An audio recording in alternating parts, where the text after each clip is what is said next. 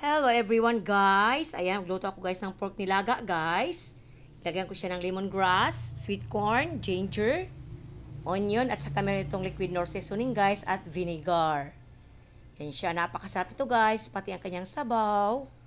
Yan, palambutin muna natin guys bago ilagay yung ibang ingredients.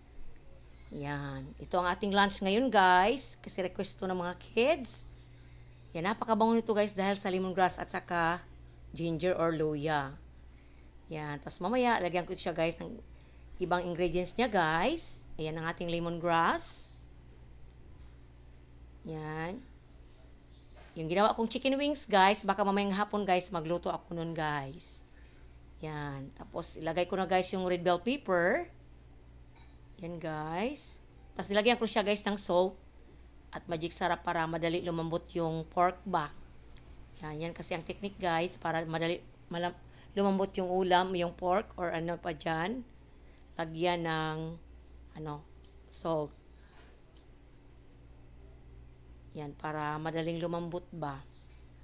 Jesus, napakabango nito guys. Tapos ang kanyang sabaw. Napakasarap. Ayan, kumusta ang panahon dyan sa inyo guys? Sana mainit na kasi dito sa Cebu guys, meron ng init konti lang. Kaya nagwa-washing ako ngayon guys.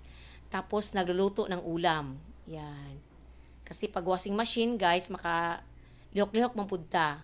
Ayan na, guys. Nilagay ko na yung cabbage.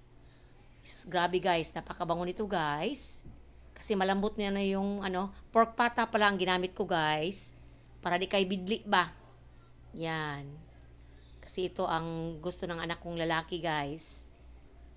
Yan. Pork pata. Para malinamnam ang kanyang sabaw, aron lami ang kanyang sabaw mga lalabs. Yan, ito ang ating pananghalian ngayon, ang lunch ng mga kids. Kasi matagal sila gumising guys pag walang pasok. Yan, kaya ito, nang laba ko guys, nag-washing dahil nagluto. Yan, thank you for watching.